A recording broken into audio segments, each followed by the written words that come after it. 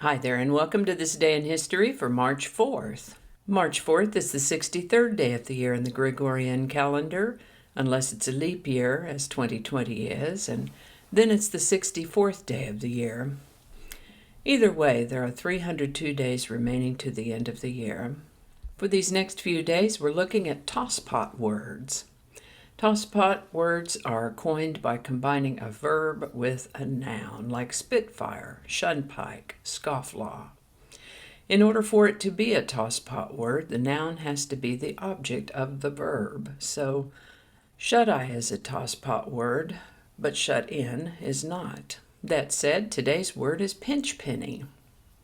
Pinchpenny is either an adjective that means unwilling to give or spend money, or it can be a noun meaning a miserly person. This comes to us from a couple of words out of Old French that actually mean pinch and penny.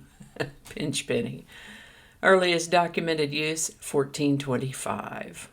I'd like to take a moment to remind you that links to my research are included in the show notes, and ask you to go ahead and click that like button. Subscribe if you haven't already. Stay tuned for the outtakes, and let me know your thoughts in the comments. Remember that you can share this video with others either through a link in your email or messages or on social media. And with that, we're going to start in the year 1493 when the explorer Christopher Columbus arrived back in Lisbon, Portugal, aboard his ship Nina from his voyage to what are now the Bahamas and the other islands of the Caribbean. In 1519, Hernán Cortéz arrived in Mexico in search of the Aztec civilization and its wealth. On March 4, 1628, the Massachusetts Bay Colony was granted a royal charter. In 1681, Charles II granted a land charter to William Penn for the area that would later become Pennsylvania. In 1791, Vermont was admitted to the United States as the 14th state.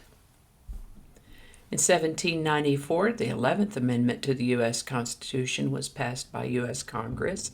The 11th Amendment restricts the ability of individuals to bring suit against states in federal court. Government under the U.S. Constitution began on March 4, 1789. In New York City, the first Congress of the United States met, putting the United States Constitution into effect. The United States Bill of Rights was written and proposed to Congress. Andrew Jackson hosted an open house at the White House on March 4, 1829. The description of this event kind of sounds like the sort of party where everyone hears there's a party and they show up. But they don't behave all that well, as many of these people didn't.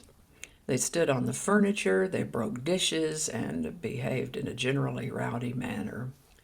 Abraham Lincoln was inaugurated as the 16th President of the United States on March 4, 1861. This is the birthday of American football player and coach Knute Rockne, born on March 4, 1888. The United States Department of Labor was formed on this day in 1913. This is the birthday of American businessman and philanthropist Richard DeVos, co-founder of the Amway Corporation. He was born on March 4, 1926.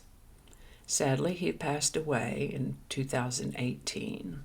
Franklin Delano Roosevelt was inaugurated as the 32nd President of the United States on March 4, 1933.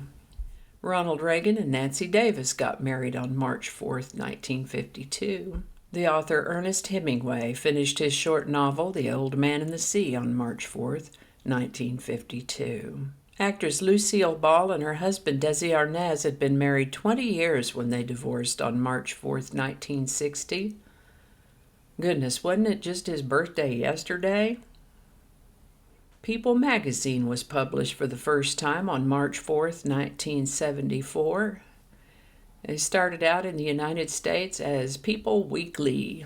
On March 4, 1985, the FDA approved a blood test for AIDS infection, used since then for screening all blood donations in the United States.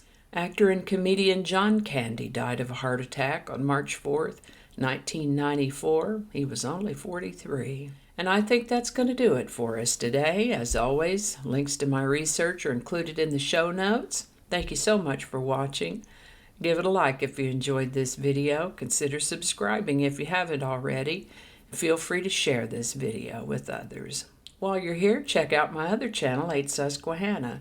There's a link to that in the description. Thanks again, and I'll see you next time.